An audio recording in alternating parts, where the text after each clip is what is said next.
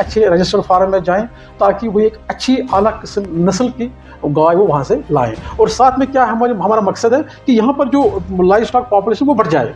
ये HDP के अंदर जो भी लाइव स्टॉक है, डेयरी फार्मिंग में जो भी प्रोजेक्ट आता है, किस तरह से अपॉर्चुनिटीज़ जो है खास करके रूरल यूथ। शुक्रिया हम आपका भी करेंगे कि आपने हमारे पास अब आई तशरीफ़ लाया, ताकि जो हमारा डिपार्टमेंट जो स्कीम्स जो चला रहा है उनके बारे में उन लोगों तक वो जानकारी पहुंचे ताकि वो भी इन स्कीमों का लाभ उठा सकते हैं। बिल्कुल सर। तो आपकी वसादत से मैं जो हमारे ज़मींदार भाई हैं, हमारे बहनें हैं, भाई हैं जो बेरोज़गार हैं, तो उनको भी मैं अपनी तरफ से सलाम पेश करता हूं। और उनके खिदमत में हम ये इसके बारे में हम बात करेंगे कि ये HDP क्या है, इसमें कौन सी अपॉर्चुनिटीज़ है, कैसे इससे हम रोज़गार हम मैसर हो सकते हैं, इस पर हम बात करेंगे ताकि हमारे जो नौजवान हैं, बेरोज़गार हैं, भाई बहन हैं, तो वो भी जुड़ सकते हैं हमारे डिपार्टमेंट से, तो वो भी इन स्कीम्स का वो फ़ायदा उठा सकते। तो जहाँ तक आपने HDP के बारे में आपने बोला कि इस पर हम थोड़ा बात करेंगे,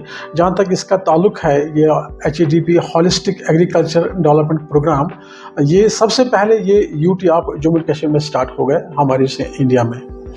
तो उसके और ये प्रोजेक्ट हो गया स्टार्ट 2023 में, तो 5 साल ये चलेगा, 2028 तक ये प्रोजेक्ट जारी रहेगा। तो इसमें बहुत सारे प्रोजेक्ट्स हैं, इसमें 29 प्रोजेक्ट्स हैं इसमें, क्योंकि ये एग्रीकल्चर एंड एलाइड सेक्टर के बारे में है।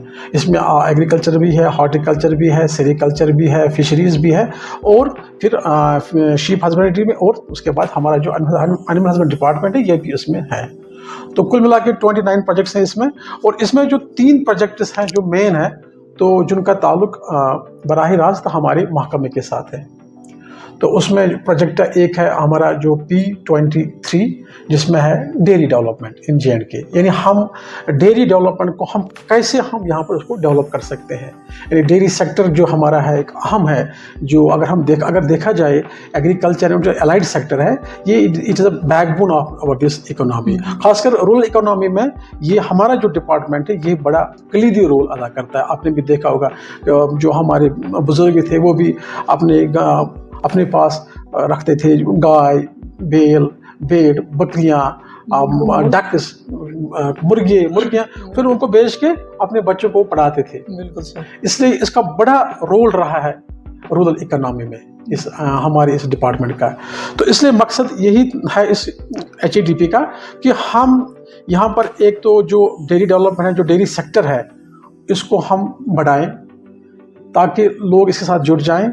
इससे जो रोज़गार के जो मौके हैं वो भी पैदा हो जाएं, साथ साथ में जो हमारे जो यहाँ पर जो मिल्क प्रोडक्शन है वो भी बढ़ जाए, और जो साथ साथ में जो हमारे जो नस्ल है, आला नस्ल, जिसको हम बोलते हैं ब्रीड अपग्रेडेशन, कि जो हमारा जो नस्ल है वो भी हम एक आला मयार का नस्ल हम यहाँ पैदा करें।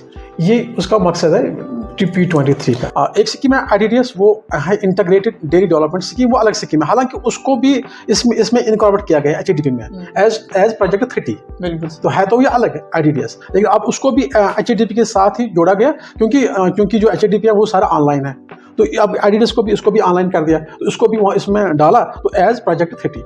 तो उसमें ये अलग है। तो और जो जहाँ तक सेटेलाइट यूनिट का ताल्लुक है, ये आता है HDP के P23 प्रोजेक्ट में, जैसे हमने पहले बोला dairy development Jammu and Kashmir, उसमें आता है एक, तो उसमें आता है एस्टेब्लिशमेंट ऑफ सेटेलाइट हीफर यूनिट। उसमें मकसद यही है कि हम आला मयार के, आला नस्ल के हम छोटे छोटे जो बिचड़ियाँ हैं वो लाएँ, उनको फिर वो जो हमारा जो बेनिफिशरी है, हमारी जो बहन है, भाई है, वो उसको अपने घर में रख के उनको अच्छे से पाले जब तक वो बड़े हो जाएं। फिर उसमें 3 ऑप्शन रखे हैं डिपार्टमेंट ने, या तो उनको वो फिर बेच सकता है 3 साल के बाद, या तो जब वो हो जाएंगे इन एडवांस प्रेगनेंसी में, जब वो गबन हो जाए तो एडवांस प्रेगनेंसी में हो जाए तो उनको वो बेच सकता है उस टाइम, या जब उनकी डिलीवरी हो जाए उसके बाद उनको वो बेच सकता है। तो उससे क्या हो जाएगा, तो इसको भी एक रोजगार मिलेगा, इसके पास रहेंगे एक आला नस्ल के, उसके पास रहेंगे ये हीफर्स, तो फिर जो खरीदने वाला होगा उसको भी आला किस्म की हीफर मिलेगी। तो जब वो घर में ले जाएगा, उसकी डिलीवरी हो जाएगी, तो उसके दूध में भी पैदावार में बढ़ोतरी हो जाएगी। हाँ, सेटेलाइट यूनिट में जो सब्सिडी का ताल्लुक है, पहले मैं ये बताऊंगा आपको कि अभी इसमें सैचुरेशन आ गई है, तो अब हमारे डायरेक्टर साहब ने लिखा है एडमिन डिपार्टमेंट को कि इसमें हमें और टारगेट दिए जाए। ताकि क्योंकि इसमें जो डिमांड है, अपटेक है, वो बहुत ज़्यादा रहे, ठीक ठाक रहे अपटेक, तो लोग इसके साथ ज़्यादा जुड़ना चाहते हैं और ज़्यादा से ज़्यादा लोग ये एस्टेब्लिश करना चाहते हैं सैटेलाइट हीफर यूनिट्स। तो लेकिन ये जो टारगेट हमें दिए गए थे वो तो अचीव हासिल हो गए, इसलिए अभी बहुत सारे जो एप्लीकेशंस हैं हमारे पास, अभी वो क्यू में है, अभी है हमारे पास। जो ही हमें वहाँ से आएगा एडमिनिस्ट्रेशन डिपार्टमेंट से, जब हमें मिलेगा नॉड कि अब इसमें और भी टारगेट्स मिलेंगे, तो और भी लोग फिर ये एस्टेब्लिश कर सकते हैं। तो सब्सिडी का जो ताल्लुक है, इसमें उनको 10 लाख रुपए की सब्सिडी मिलती है, 5 लाख उनको मिलती है उन लाइव स्टॉक पर जो वो 20 बिजलियाँ लाएंगे, उस पर उनको 5 लाख रुपए मिलता है, और 5 लाख उनको मिलता है फॉर कंस्ट्रक्शन ऑफ शेड, उनको शेड बनाने के लिए, उन बिजलियों के लिए, उसमें उनको 5 लाख रुपए देता है डिपार्टमेंट एज सब्सिडी। कुल मिला के 10 लाख एक बेनिफिशियरी को मिलता है। क्योंकि सर आपने अभी जिक्र किया है कि कंस्ट्रक्शन का है, क्योंकि बहुत सारे फार्मर्स, अगर हम कश्मीर डिवीजन की बात करें, यहाँ पर आमतौर पर इतनी जो इनकम होती नहीं है एक किसान भाई की, तो सबसे पहले उसको कंस्ट्रक्शन करना होता है, तो उसके लिए सबसे पहले कोई सब्सिडी का थोड़ा सा अमाउंट उसको मिलता है ताकि वो कंस्ट्रक्शन करे? पहले तो नहीं मिलता, जब वो इसमें तो है 2 कंपोनेंट, एक तो लाइफ स्टॉक कंपोनेंट है, एक तो कंस्ट्रक्शन कंपोनेंट है। अगर वो कंस्ट्रक्शन पहले करता है तो उसके बाद ही डिपार्टमेंट उसको पैसा डालता है उस कंपोनेंट का, जो उसने कंस्ट्रक्शन पार्ट है। तो हम कोशिश करते हैं यही कि जब उसने कंस्ट्रक्ट किया, शेड उसने बनाया, तो हम कोशिश करते हैं यही कि आप उसको पैसा दिया जाए, ताकि जो उसने शेड बनाया वो उसको जो पैसा उसने लिया होगा या उसने ईंटें जैसे उसने पैसा उसमें लगा होगा, वो पैसा उसको वापस मिलेगा।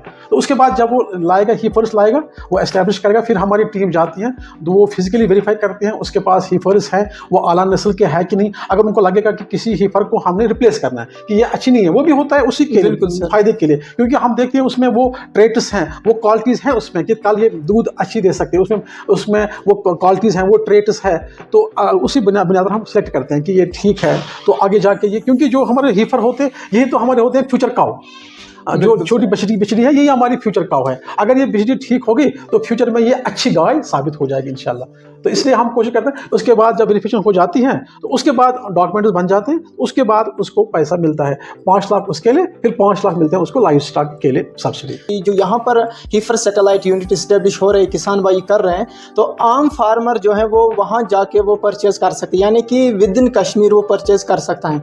उतना बर्डन जो है, उतनी मुश्किलात जो है, मुश्किलों का सामना नहीं करना पड़ेगा। कश्मीर में कितने यूनिट्स अभी इस्टेब्लिश हुए हैं हीफर सैटेलाइट के? यह सैटेलाइट यूनिट तो हो गई, 200 यूनिट्स हो गए एस्टैब्लिश कश्मीर डिवीजन में। तो क्योंकि हमें टारगेट जो मिला था वो 200 मिला था कश्मीर के लिए, 200 मिला था जम्मू के लिए, तो यहाँ पर हमें वो ऑलमोस्ट कंप्लीट हो गए।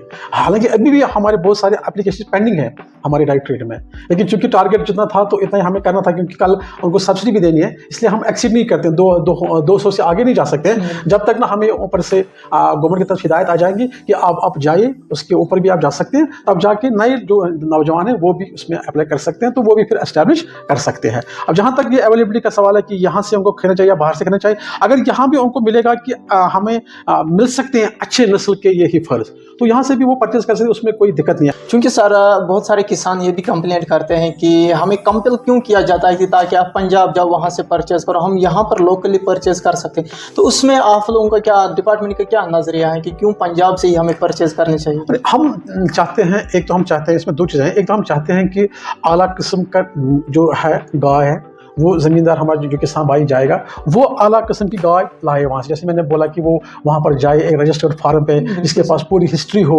रिकॉर्ड हो, तो वहाँ से वो गाय खरीद के लाए। जैसे ये जाते हैं मंडी में, या ये जाते हैं किसी डीलर के पास, उठाते हैं 2, दूसरे से उठाए 1, 2 उठाए और 2, या मंडी में जाते हैं वहाँ ऐसी रैंडम सिलेक्शन करते हैं तो आ जाते हैं। तो बेहतर रहेगा कि ये अच्छे रजिस्टर्ड फार्म में जाएँ, ताकि वो एक अच्छी आला किस्म नस्ल की गाय वो वहाँ से लाएं। और साथ में क्या हमारा मकसद है कि यहाँ पर जो लाइव स्टॉक पॉपुलेशन वो बढ़ जाए। अगर हम यहाँ से इधर उधर करेंगे तो पॉपुलेशन तो वही रहेगी, तो बढ़ेगी तो नहीं। तो इसलिए अगर हम बाहर से लाएंगे तो यहाँ की जो पॉपुलेशन है वो बढ़ जाएगी, और साथ साथ जो हम दूध की जो पैदावार है वो भी बढ़ जाएगी। तो हमारा मकसद ये है ना कि वाइट रेवोल्यूशन आ जाए, मतलब HDP में जो P23 है, डेयरी डेवलपमेंट इन JNK, उसका मतलब यही है कि यहाँ पर आ जाए वाइट रेवोल्यूशन, कश्मीर में यहाँ पर वाइट रेवोल्यूशन आ जाए। इसलिए हम बोलते हैं कि आप अलग किस्म की गाय बाहर से लाओ, ताकि दूध में पैदावार में इजाफा हो जाए, तो फिर इसमें जब इजाफा, कुदरती बात है, जो हमारे जो बेरोज़गार हैं उनको भी ज़्यादा पैसा मिलेगा, या फिर वो उसको डाइवर्सिफाई कर सकते हैं, फिर वो जा सकते हैं वैल्यू एडिशन की तरफ। हाँ, जब वैल्यू एडिशन की तरफ करेंगे तो और पैसा उसमें और मुनाफा उनको मिलेगा, क्योंकि आप देखेंगे अगर हम दूध का 1 लीटर बेचेंगे तो 30-40 रुपये उनको देता है वो मिडल मैन देता है ना। अगर वही उसको बनाएंगे, वो घी बनाएंगे, दही बनाएंगे, तो उसका जो वैल्यू एडिशन हो जाएगा तो उसमें उनको ज़्यादा मुनाफा फिर मिलेगा। तो यही हम चाहते हैं। हमारे कश्मीर के अंदर ज़्यादातर किसान भाई जो हैं वो बिलो एवरेज, यानी कि इनकम इनकी बिल्कुल ऑलमोस्ट जीरो पर है। तो डिपार्टमेंट को किस तरह से लग रहा है कि जो HADP के अंदर हीफर सैटेलाइट यूनिट का जो प्रोजेक्ट है ये अनएम्प्लॉयड यूथ को जो है वो सपोर्ट कर रहे हैं? सपोर्ट तो हम उनको कर रहे हैं इसीलिए क्योंकि हमको 10 लाख रुपए देते हैं, वही तो डिपार्टमेंट से सपोर्ट है उनको मिलता है। कल जब वो उनका वो यूनिट अच्छे से एस्टेब्लिश हो जाएगा, जब वो बिछलियाँ बड़े हो जाएंगी, वो प्रेग्नेंट रहेंगे, तो वो उनको वो अच्छे, अगर बेचेंगे भी तो उनको अच्छा पैसा मिलेगा। 1.5 लाख रुपये वो बेच सकते हैं। फिर अगर वो पहले लाएंगे 20,000 में या 30,000, या अगर अच्छे ही पर लाएंगे 50,000 में भी उनको बाहर से वो ला सकते हैं। तो 30,000, 40,000, 50,000 तक उनको अगर अच्छी किस्म की, नाला किस्म की हीफर वो बाहर से लाएंगे वो 50,000 में मिलेगी उनको। हाँ, लेकिन उसमें फिर दूध देने की क्षमता बहुत होती है। तो जब वो फिर उनको भेजेंगे भी, या अपने पास रखेंगे तो उनको अपना एक फार्म बनेगा, या अगर वो भेजेंगे तो कल जब वो प्रेग्नेंट रहेंगे तो भेजेंगे तो उस पर उनको अच्छा पैसा मिलेगा।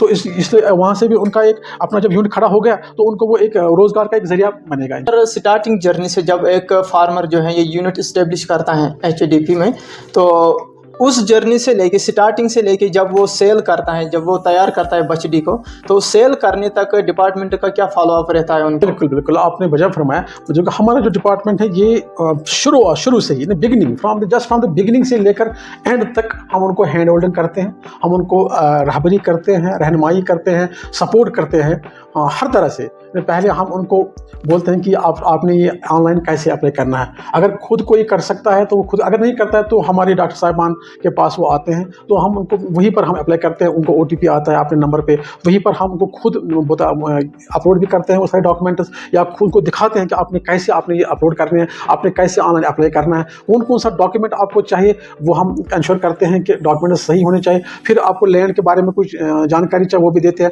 फिर शेड कैसा बनाना है उसके बारे में बोलते हैं। फिर लाइव स्टॉक आपको कौन सा लाना है, कैसे लाना है, कि उसमें कौन सी क्वालिटीज़ होनी चाहिए वो भी हम उनको बता देते हैं। फिर जब वो लाते हैं ये लाइव स्टॉक, उसके बाद हम जाते हैं चेक के लिए, फिजिकल वेरीफिकेशन के लिए। उस टाइम भी हम देखते हैं उसका लाइव स्टॉक सही में अच्छा है कि नहीं है। अगर लगेगा हमें कि इसमें कुछ हीफर्स जो ठीक नहीं है, हम उसको एडवाइस करते हैं कि आप उनको रिप्लेस करो, आप अच्छे से लाओ, ताकि उसमें से आपका कल फ़ायदा हो जाए। तो फिर जब वो सब कुछ ठीक हो जाता है, फिर उसके जो सब्सिडी के लिए हम डॉक्यूमेंट्स हम प्रोसेस करते हैं, खुद ही प्रोसेस करते हैं। उसको बोलते हैं आप क्या क्या लाना है, हम डॉक्यूमेंट्स हम प्रोसेस करते हैं, फिर बिल्स बनाते हैं। फिर उसके बाद हम बिल्स को ट्रेजरी में डालते हैं। उसके बाद ट्रेजरी से होके वो जो पैसा है वो उसके डायरेक्ट उसके अकाउंट में चला जाता है। उसमें कहीं पर भी उसको कहीं पैसा खर्च करने की जरूरत नहीं पड़ती है, न कोई लेगा उससे पैसा। हमारे डिपार्टमेंट जो भी ऑफिसर्स हैं, जो ऑफिशियल्स हैं, कोई किसी से पैसा नहीं लेता। हम यहाँ से उनको पूरी गाइडेंस करते हैं, पूरा सपोर्ट देते हैं उनको, ताकि ये अच्छे से एस्टैब्लिश करें अपना ये यूनिट। सर, अगर हम बात करेंगे सब्सिडी की, ये कितने टाइम में एक फार्मर को, एक किसान भाई को मिल रही है? इसमें एक तो इसमें डिपेंड करता है पहले कि वो अगर जितना जल्दी वो एस्टेब्लिश करेगा तो उसको सब्सिडी भी जल्दी मिल सकते हैं, क्योंकि इसमें है first come first serve basis पर हो जाता है। जिसका हमने, अगर किसी ने आज फार्म भरा, अगर उसको नेचुरली उसी को पहले अप्रूवल आएगा, तो अगर उसके बाद दूसरे का आएगा। अगर दूसरे ने उससे पहले एस्टेब्लिश कर दिया तो सब्सिडी उसी को पहले मिल सकती है, क्योंकि जब किसी को अप्रूवल मिलता है, सपोज किसी को हमने अप्रूवल दे दिया कि आप करो एस्टेब्लिश सैटेलाइट, आपको अप्रूवल आ गया, तो अप्रूवल जब आ गया उसका मतलब हो गया कि उसके लिए सब्सिडी बुक हो जाती है। बिल्कुल सर। उसको बोलते हैं आप करो। आप अगर वो जल्दी करेगा, वो लाइव स्टॉक लाएगा, शार्ट भी बनाएगा, फिर वो इन्फॉर्म करेगा हमारे डिपार्टमेंट को, फिर हमारा टीम जाता है तो वो देखता है उसमें उसने सब कुछ ठीक है, everything is in place, live stock भी है, शार्ट भी बनाया है, सब कुछ ठीक है, कहीं पर कुछ करने की ज़रूरत नहीं है। फिर हम उसको बोलते हैं कि अब हम डॉक्यूमेंट्स प्रोसेस करेंगे आपकी सब्सिडी के लिए। तब जाके डॉक्यूमेंट्स बनते हैं। फिर हमारे जो ऑफिसर साहिबान हैं वो सब बिल्स बनाते हैं, उसके नाम पे सब कुछ बनाते हैं, फिर ट्रेजरी में डालते हैं। उसके बाद उसका जो सब्सिडी का अमाउंट है वो उसके अकाउंट में चला जाता है। इसमें तो लगते हैं, कभी कभी इसमें 2 महीने भी लगते हैं, कभी 3 महीने भी लगते हैं। अब कभी कभी इसमें टाइम लगता है, ट्रेजरी में कभी कभी टाइम लगता है। लगता है, मतलब हमारे एंड से टाइम उसमें नहीं लगता है। जो ही उसने एस्टेब्लिश किया अपना फॉर्म तो हम तुरंत कार्रवाई स्टार्ट करते हैं कि प्रोसेस करते हैं डॉक्यूमेंट्स, ताकि उसको सब्सिडी टाइम पर मिल जाए। उसके बाद हम ट्रेजरी में जाते हैं, क्योंकि फिर तो जो ट्रांजेक्शन हो जाते हैं फिर वो तो ट्रेजरी से हो जाता है ना, हर को जो गवर्नमेंट का जो पैसा है तो ट्रेजरी के से और ही फिर चला जाता है। तो फिर कभी कभी वहाँ हमें ट्रेजरी में फिर उसको टाइम लग जाता है, वरना हमारी ओर से उसमें हम ये देरी नहीं करते। अब आता है कि लास्ट स्टेज, अगर हम लास्ट स्टेज की बात, हम एआई करने का टाइम आता है, जिसने भी ये यूनिट इस्टेब्लिश किया है, अब वो टाइम आता है कि एआई करने का। डिपार्टमेंट कौन सा सीमन इसको प्रोवाइड करता है जिसकी मिल्किंग यील्ड या मिल्किंग कैपेसिटी ज़्यादा से ज़्यादा हो, ऑलमोस्ट 30-35 लीटर 20 से ऊपर चला जाए, तो कौन सा सीमन या इस तरह का सपोर्ट मिलता है डिपार्टमेंट से इसको? हाँ बिल्कुल बिल्कुल, हाँ बिल्कुल। जहाँ तक इस आर्टिफिशियल इंसेमिनेशन का ये सवाल आपने करा, तो ये आपने बहुत अच्छा सवाल करा। तो हमारा जो ये आर्टिफिशियल इंसेमिनेशन है, यानी जिसको हम बोलते हैं मसनूई तखमरुज़ी, मतलब इससे भी एक बड़ा इनकलाब आ गया जम्मू एंड कश्मीर में। जब स्टार्ट हो गया ये आर्टिफिशियल इंसेमिनेशन, तो इसमें हम अभी एज ऑन डेट हम 2 किस्म के ये जर्मप्लाज्म हम रखते हैं अपने सेंटर्स पे अवेलेबल, जो उनको 24/7 अवेलेबल रहता है, कोई उसमें कोई परेशानी नहीं है। तो उसके बाद साथ साथ हमने जो रिसेंटली हमने जो शुरू किया हमने, वो है this sex semen, sex sorted semen. तो एक तो है कन्वेंशनल सीमन, दूसरा है सेक्स सॉर्टेड सीमन। तो कन्वेंशनल सीमन में हमारे आते हैं ये Jersey and Holstein Friesian, HF और जर्सी का जर्मप्लाज्म हमारे पास अवेलेबल रहता है सारे सेंटर्स में। जहाँ पर भी ये एआई फैसिलिटी है, ऑलमोस्ट डिपार्टमेंट ने हर जगह रखी है ये एआई फैसिलिटी, चाहे वो छोटा सेंटर हो या बड़ा सेंटर हो, एआई फैसिलिटी हमने रखी है हर जगह पर। तो 2 किस्म के होते हैं वहाँ पर, जर्सी और हॉलिस्टीन फ्रिशियन का होता है जर्मप्लाज्म वहाँ पर, और साथ साथ में हमने रखा है अब सेक्स सॉर्टेड सीमन। उसका मकसद ये है कि उसमें 95% चांसेस होते हैं कि वहाँ विषडी आ जाए। तो उसमें जो कन्वेंशनल है उसमें मेल या फीमेल 50-50 चांस है, इसमें तो 95% चांस होते हैं कि उसमें विषडी आ जाए। तो उनमें फिर दूध देने की जो काबिलियत होती है बहुत अच्छी होती है, क्योंकि वो तो बाहर से लाते हैं ABS से, जो मशहूर है ABS, तो वहाँ से हम लाते हैं वो सेक्स सॉर्टेड सीमन। क्योंकि अभी हमने यहाँ पर वो शुरू नहीं किया है, तो इंशाल्लाह आएंगे कुछ ईयर्स में, तो यहाँ पर फिर डिपार्टमेंट खुद ही यहाँ पर वो प्रोड्यूस करेगा सेक्स सॉर्टेड सीमन इंशाल्लाह, फिर लोकली अवेलेबल होगा वो, तो फिर सारे सेंटर्स पे चला जाएगा। अभी हमने कुछ जो मेन सेंटर्स वहाँ रखा है, जहाँ पर डॉक्टर साहबान जो बैठते हैं, और जो कुछ बड़े सेंटर्स वहाँ पर हमने रखा है। तो हम उम्मीद करते हैं कि हम इंशाल्लाह कुछ सालों में तो ये हर जगह अवेलेबल होगा, और लोगों को भी हम बोलते हैं कि आप ज़्यादा इसी की तरफ आ जाओ आप, क्योंकि अगर आपके पास बिजली होगी तो वही आपकी कल की फ्यूचर काउ होगी ना, फ्यूचर काउ बनेगी वही। अब जब अगर बिजला होगा तो 5-6 महीने के बाद उसको डिस्पोज ऑफ करना भेजना पड़ता है। तो इसलिए उस सूरत में भी हम उनको सपोर्ट करते हैं। जो कन्वर्शन सीमन है ये उनको फ्री ऑफ कॉस्ट उनको देते हैं, उसमें कोई पैसा नहीं लेते हम। और जो ये है सेक्स सॉर्टेड सीमन, इसमें 500 रुपये देना पड़ता है, वो सब्सिडाइज्ड अमाउंट है। अदरवाइज इसमें पैसा हमें तो डिपार्टमेंट को तो बहुत पैसा उस पर खर्च करना पड़ता है, लेकिन ज़मींदारों को, अपने किसान भाई को हम उसको सिर्फ 500 रुपये पे करने पड़ते हैं। ये कब से आप प्रोवाइड कर रहे हो फ्री फार्मर्स को? उसको तो 2-3 सालों से तो ये चल रहा है, फ्री चल रहा है। हाँ, उससे पहले भी था फ्री, तो एक टाइम में फिर उस पर रेट फिक्स हो गई, तो उसके बाद ये फिर से फ्री चल रहा है। अभी तो ये फ्री चल रहा है। ये जो हमारा जो NAP है, नेशनल आर्टिफिशियल इंसेमिनेशन प्रोग्राम, तो वो उसी के अंडर ये हो रहा है, ये सब कुछ फ्री ऑफ कॉस्ट हो रहा है। एक फार्मर के लिए, डेयरी फार्मर के लिए सबसे बिगेस्ट फेलियर क्या रहा है? तो फॉर एग्जांपल AIB मतलब टाइम से नहीं हो रहा है, या कोई कहीं पर जो है वो वर्कर्स अवेलेबल नहीं है, तो उस हिसाब से एक फार्मर जो है बहुत परेशान होता है या दिक्कत का सामना करना पड़ता है। तो डिपार्टमेंट को उसके लिए कौन से स्टेप्स उठा रहे हैं? हाँ जी। देखो, फेलियर इसमें क्या है, जो भी यहाँ पर जो भी डेयरी फार्म डालेगा, यहाँ पर जो हमारे बेरोज़गार है भाई बहन, मतलब माशाल्लाह, अभी तो मैं आपको ये भी बताते चाहूँ यहाँ पर, मतलब आज के जिस टाइम में हमारे पास बहुत सारे जो फीमेल एंटरप्रेन्योर्स हैं, जिन्होंने डेयरी फार्म एस्टेब्लिश किए हैं, बहुत सारे फीमेल्स हैं, लड़कियाँ हैं, आ गई इस फील्ड में आ गई हैं और अच्छे से वो फार्म चला रही हैं माशाल्लाह।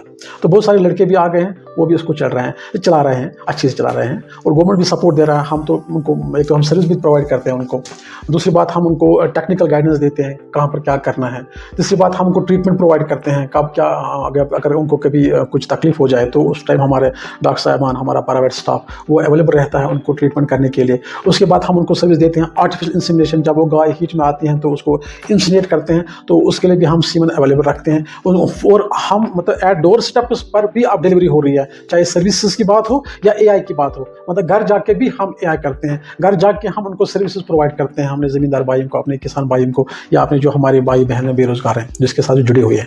तो इसलिए हमारी तरफ से कोई कोताही तो नहीं होती है, लेकिन उसमें अब क्या मसला है, डेयरी एक सक्सेसफुल जो डेयरी फार्म है उसको ये इम्पॉर्टेंट है, पहला ये मैनेजमेंट, बिल्कुल मैनेजमेंट अहम है। और दूसरी बात है कि उसको खुद उसमें इन्वॉल्व होना है, उसको सब कुछ लेबरर्स पर सब कुछ नहीं छोड़ना है, बिल्कुल। अब खुद इन्वॉल्व होना है। फार्म जो फार्म एक्टिविटीज़ है, वहाँ फार्म में घुस के वहाँ जाना है, देखना है गाय का इसका बिहेवियर कैसा है, गाय ठीक है, उसको ये मत है, बुखार तो मत है, उसको कुछ डिस्चार्जेस मत आ रहे हैं, इसको कुछ ये मत, उसमें कुछ लंगड़ापन तो मत आ रहा है, कहीं पर जख्म मत लगा है, उसको पैरासाइटिस मत है जो ऊपर होते हैं बॉडी पे, टिक्स माइट्स होते हैं, वो देखना है। या दूध अगर कम आ गया तो क्यों कम आ गया, रिकॉर्ड पूरा रिकॉर्ड रखना है। ऐसे मतलब रैंडमली यहाँ से लेबरर्स को सब कुछ उनके हवाले नहीं करना है। एक तो मैनेजमेंट इंपॉर्टेंट, मैनेजमेंट में आता है सब कुछ। एक तो उसमें आता है उसका फीडिंग, फिर उसका ब्रीडिंग, फिर उसका वीडिंग, ये इंपॉर्टेंट चीज़ें। एक तो उसको पहले जब गाय आई उसने लाई, एक तो अलग किस्म की नस्ल की उसको पहले गाय लानी चाहिए ना, वो when he is going to establish this dairy farm, उस टाइम अहम है सिलेक्शन ऑफ काउ, ये अहम है। पहले उसको एक मयार जो आला किस्म की जो गाय है वो उसको पहले सेलेक्ट करनी है अपने फार्म के लिए। उसमें बेस्ट रहता है यही, या तो वो एडवांस प्रेगनेंसी में उसको खरीदे या कॉफ एड फूड, वो ठीक रहता है। तो उसके बाद जब आला नस्ल, उसके बाद उसका रखरखाव इंपॉर्टेंट है, उसका जो देखना है, उसका चलो नीचे शेड ठीक है, वेंटिलेशन ठीक है, वहाँ पर टेम्परेचर ठीक है, ये शेड का डिज़ाइन ठीक है, क्योंकि उसमें है ना हमारे पास होता है कि स्मार्ट डिज़ाइन का होना चाहिए, स्मार्ट। उसको राब्ता करना है डॉक्टर साहब के साथ कि मैं शेड कैसे बनाऊँ, क्योंकि शेड ऐसे बनाना है जिसमें अगर विंटर में भी उसमें कम से कम सनलाइट अंदर आनी चाहिए, ऐसे बनाना है। क्रॉस वेंटिलेशन का इशू है। हम क्या करते हैं, हम देखते हैं कहीं पर ज़मीन अवेलेबल है, हम जाते हैं तो वहाँ पर खड़ा करते हैं अपना शेड, ये देखता नहीं है कि उसको हमें कैसे बनाना है ताकि विंटर में भी वहाँ पर सनलाइट अंदर जाए, ताकि कम से कम टेम्परेचर ठीक रहे, क्योंकि फिर कोल्ड स्ट्रेस आ जाता है ना विंटर में। तो वो बात है। उसके बाद फिर नीचे जो सफाई का रखना है ख्याल, अगर उसमें ताकत होगा तो नीचे रबर मेट डाल सकता है, ताकि उनमें जो इशू आ जाते हैं जॉइंट्स में, हाइग्रोमा होता है जॉइंट्स में, फिर स्वेलिंग आ जाती है, वो नहीं हो जाएगा। तो इस तरह से मैट डाल सकता है। अगर मैट नहीं तो कम से कम बेडिंग घास रख सकता है, तकरीबन 3-4 सेंटीमीटर होना चाहिए, 3-4 वो होना चाहिए, वो उसकी बेडिंग अच्छी, वो रख सकते हैं, वो नीचे डाल सकता है अगर वो नहीं होगा। उसके बाद वहाँ पर सफाई करना है, यूरिन का निकलने का वो रखना है अरेंजमेंट ठीक, फिर जो वहाँ पर डंग होगा गोबर उसको निकालने का रखना है अच्छा तरीका, या तो उसको उठाना है डेली बेसिस पर, तो बाहर एक वर्मी कंपोस्ट बनाएगा, तो उसके लिए हम सब्सिडी देते हैं वर्मी कंपोस्ट के लिए, तो उसको घर में उसको खाद मिलेगी और उसमें बहुत सारी डिमांड है, उस पर भी सब डिपार्टमेंट सब्सिडी देता है, इसलिए गोबर का वहाँ से भी पैसा आएगा। अगर वो ऐसे ही गोबर भेजेगा 3-4 हज़ार में एक ट्रैक्टर, एक वो जो होता है ट्रैक्टर, वो जैसा ट्रॉली, एक ट्रॉली लोड 3-4 हज़ार में वो भी बिकता है, इस तरह से उसमें पैसा आएगा। यूरिन का देखना है उसका, जो अच्छे से ये बाहर जा रहा है कि नहीं वो देखना है। उसके बाद फिर जो उसका जो अडर है, जो थान है, वो ठीक रखना है, क्योंकि उसमें बहुत सारे इन्फेक्शन हो जाते हैं थान में, जो हम मास्टाइटिस बोलते हैं, तो वो बड़ा इशू बन जाता है फार्म में, उससे फिर मिल्क प्रोडक्शन बहुत कम हो जाते हैं और उसमें बहुत पैसा भी लग जाता है। उन चीज़ों का ख्याल रखना है। फिर टाइम पर उसको डोजिंग देनी है, ताकि अंदर जो कीड़े हैं तो वो मर जाएंगे। फिर उसके बाद ब्रीडिंग इंपॉर्टेंट है कि उसको, जैसे आपने पहले ही अर्ज करा था, उसको फिर अलग किस्म का जो जरूर सीमन है वो देखना है, उससे इस गाय को इंसीडेंट करवाना है, ताकि वहाँ से जो बिजड़ा आए वो अच्छा नस्ल का होगा, वो ब्रीडिंग में आता है, वो भी इंपॉर्टेंट है। तो ये इंपॉर्टेंट है, फीडिंग, वीडिंग, ब्रीडिंग, ये चीज़ें बहुत इंपॉर्टेंट है, मैनेजमेंट है, इन चीज़ों पर ध्यान देना है डेयरी फार्मर को, और खुद इन्वॉल्व होना है इस चीज़ में, देखना है कैसे कहाँ पर क्या हो रहा है। फिर रिकॉर्ड्स मेंटेन करने हैं, इस गाय का टैग नंबर है, इसने कितना दूध दिया आज, इसने कितना दिया, इसने कितने दिया, उसने कितना दिया, दूध सबका ठीक था, किसी में क्लिनिकल मास्टर, सब क्लिनिकल, कभी सब क्लिनिकल बाहर से आपको सिम्टम्स नहीं दिखेंगे, लेकिन दूध में थोड़ा खराबी आती है, उसमें वो आते हैं, वो फ्लैक्स आते हैं, तो हाँ, तो वो देखना है। इस तरह से जब उसको पता चला किसी गाय में ये सब क्लिनिकल मास्टर्स है, उसको जल्दी इलाज पहुंचेगा तो ठीक हो जाएगी। या अगर किसी ने दूध कम दिया तो वो देख सकता है कि इसने दूध सडनली उसने दूध कम क्यों किया, इसमें क्या मसला है, तो इन चीज़ों को देखना है। और उसमें एक और इम्पॉर्टेंट बात है कि उसमें कम से कम इनपुट कॉस्ट होना चाहिए, उसको ध्यान देना है कि मैं इनपुट कॉस्ट कैसे कट करूँ, यानी जो खर्चा उस पर जो आएगा वो कम होना चाहिए, ताकि उसका जो आउटपुट है वो ठीक ठाक हो जाए। वो देखना है हमें कैसे कम आ जाएगा खर्चा, वो कैसे हम बचा सकते हैं पैसा।